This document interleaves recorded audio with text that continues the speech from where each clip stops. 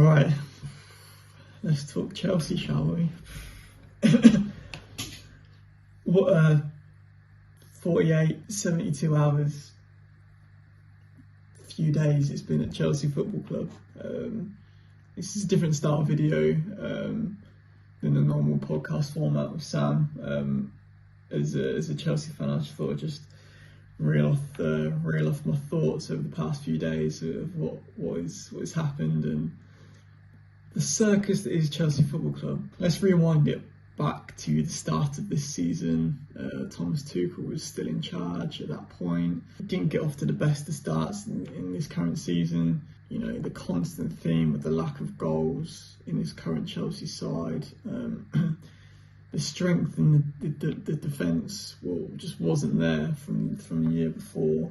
You know, Tuchel went on that mad defensive clean sheet run when he first took over the club, and that was non-existent at the start of the season. And we just couldn't score. We couldn't score the goals. Something wasn't clicking. You know, obviously new ownership probably had a big part to play in that. Petr Cech, Granovskaya, they departed.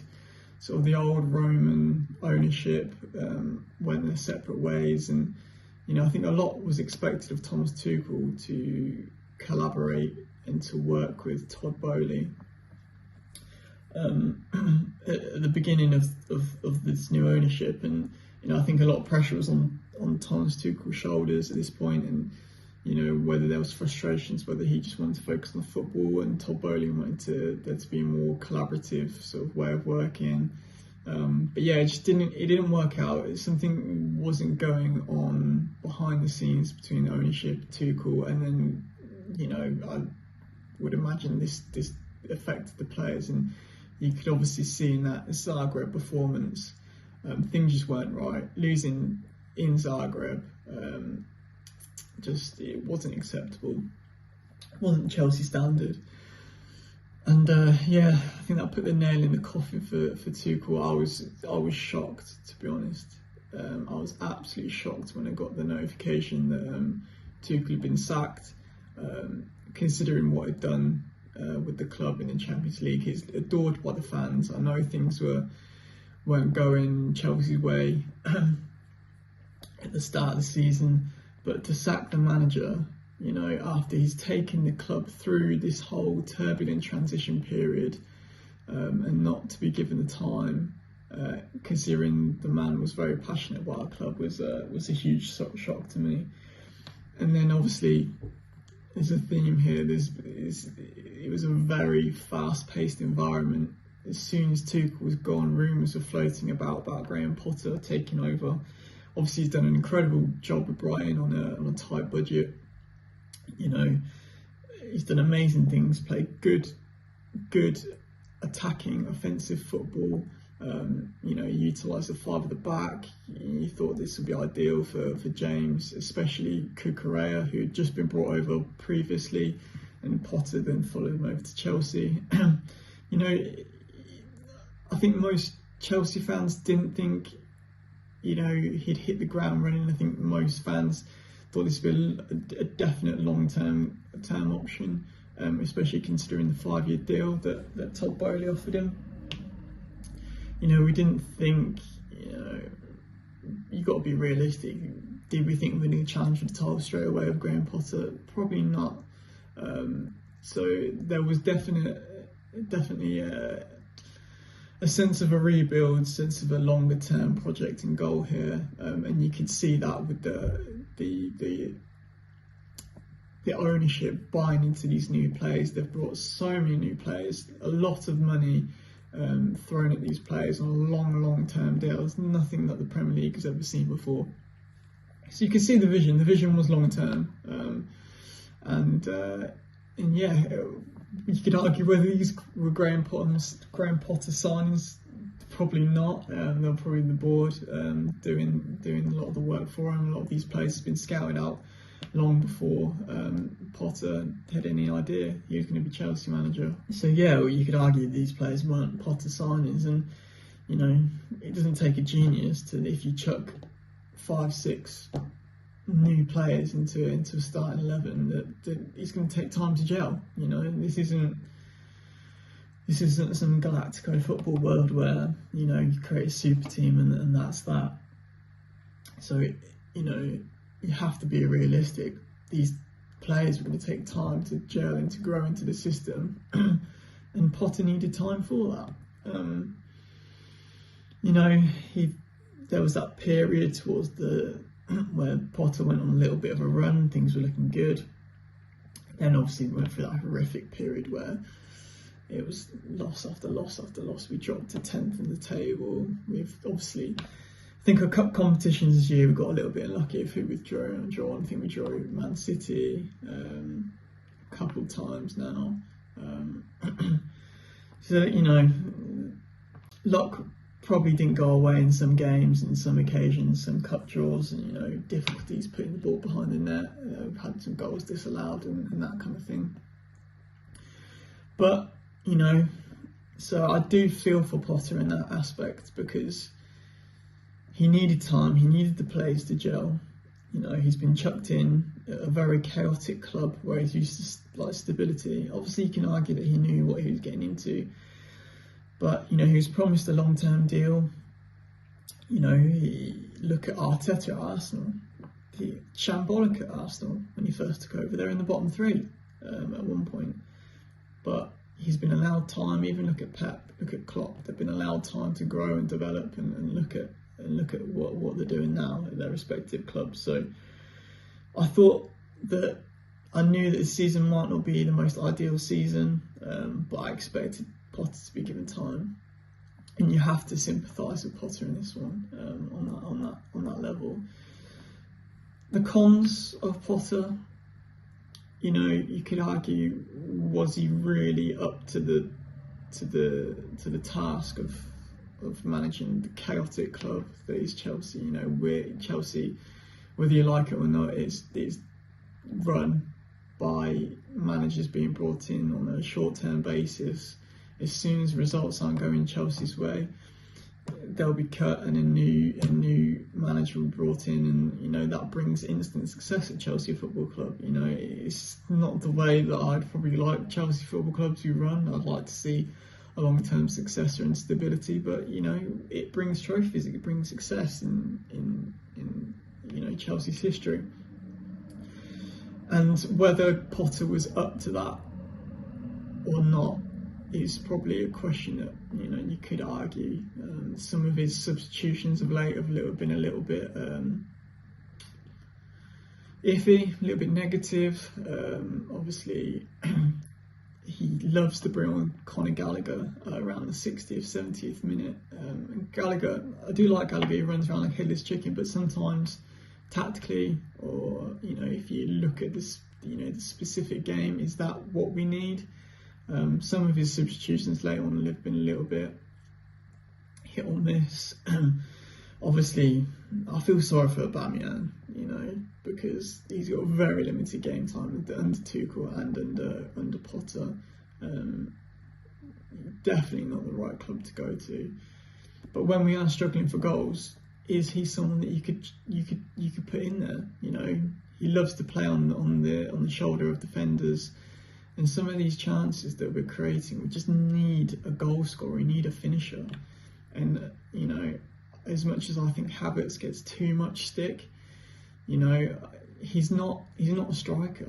He's not, you know, he's someone that plays in that attacking midfielder role that can float around, drop deep, and, you know, get involved with the striker. But he's not an out-and-out striker.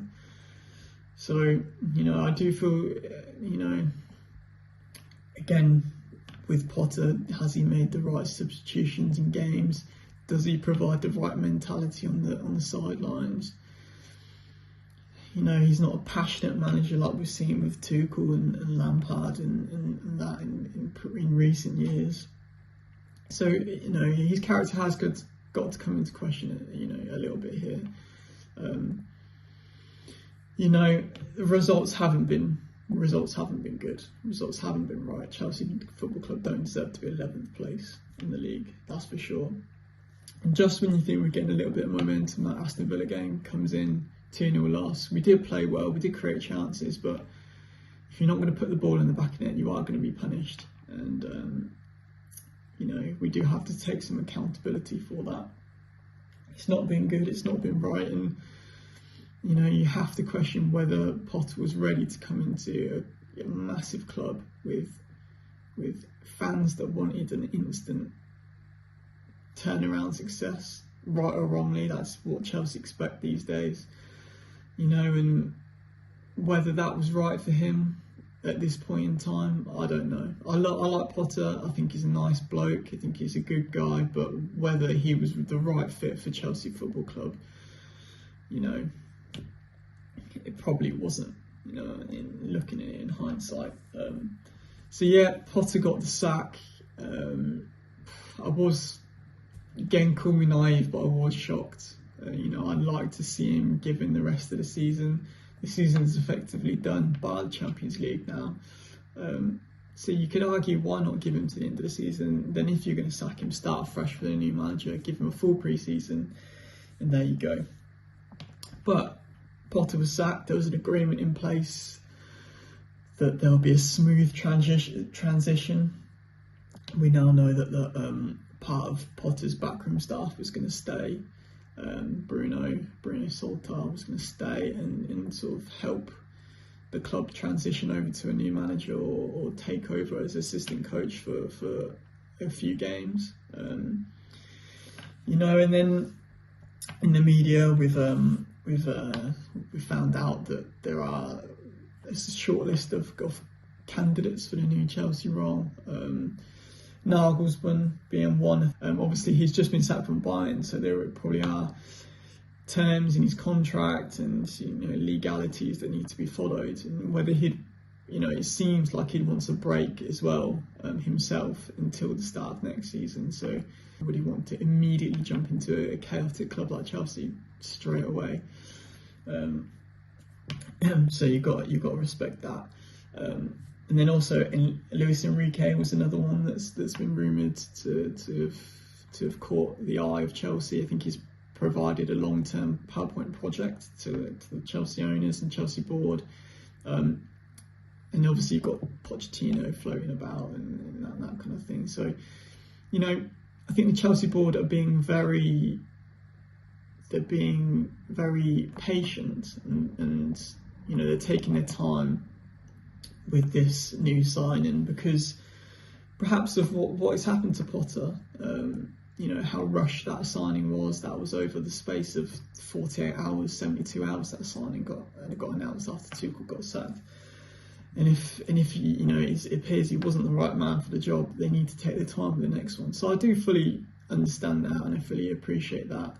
That they are going to have a longer interview process to make sure they definitely get the right candidate. It's not as simple as Nagelsmann or Enrique, you're in, you know, you're straight in. So I do appreciate that they want to take their time. They don't want to make the same mistake as last time.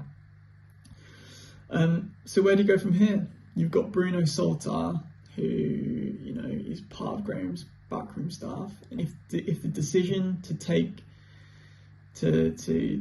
to hire a new manager is going to take longer than first thought, you know, Bruno's not going to stick around. Does he have the full confidence of the Chelsea players, being one of Graham Potter's men? He has loyalty to Potter as well.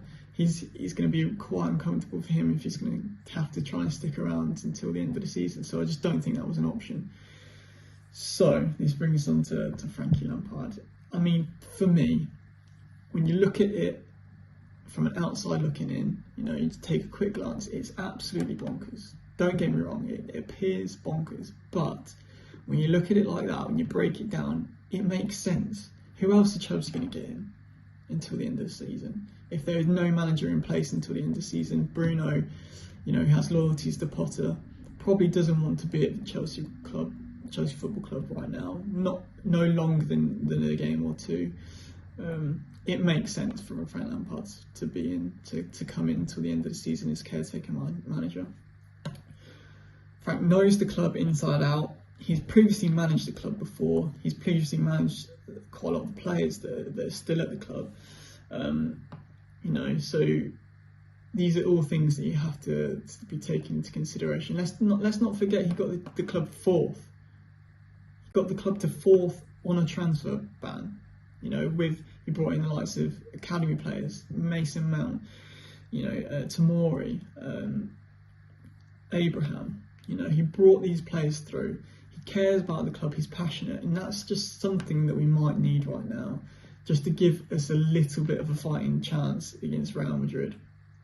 Because right now, that Liverpool game, although we played well in parts, we looked low of confidence. We didn't look like we could hit a barn door. I mean, Kovacic's effort through on goal says it all. You know, Havertz had a couple of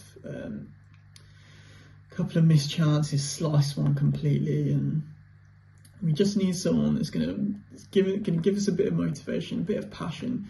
Lampard is not a long-term option. You know, I think a lot of fans are going, oh, why are we signing Lampard again?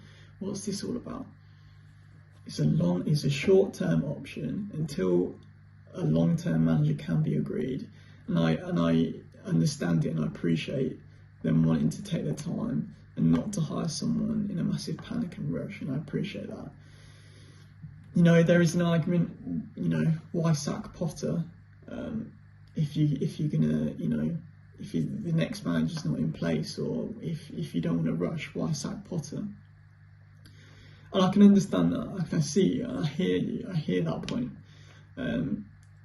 But you know, if they genuinely believe that Potter was not the right man, and we had no chance under Potter, and things weren't going well, the owners have made their bed, and now they've got to lie in it. And now that decision has been made, it's a no-brainer for me for Lampard to come in until the end of the season, especially if Bruno didn't want to be there. So that makes sense to me. You know, you can argue between yourselves whether Potter deserved the sack at this point in the season or not. I hear that. But is this moment in time, now that decision has been made, Frank Lampard in charge until the end of the season makes a lot of sense for me. 9 games left in the league, you know, Champions League quarter-final against Real Madrid next week. You know, it's almost not a win-win, I'd say, but Lampard's got nothing to lose. If we get beat by Real Madrid, we get beat by Real Madrid. There's not too high expectations there, is there? Let's be real. And look at the side of the draw we're in as well. Man City or Bayern Munich next if we get past Real Madrid. You know, it's a highly unlikely scenario that we'll get through in to the final at least. Weirder things have happened. Don't get me wrong. Di Matteo taking the boys to Champions League glory, our first ever Champions League. So, you know, weirder things have happened. But you've got to be realistic. Look at the side of the draw we're in.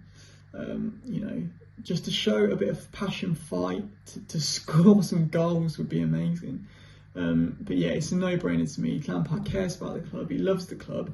I'd rather that than someone that feels uncomfortable and awkward being here. Yeah, and in terms of going forward, long term, who do I want? I like Enrique, to be honest. I like Enrique.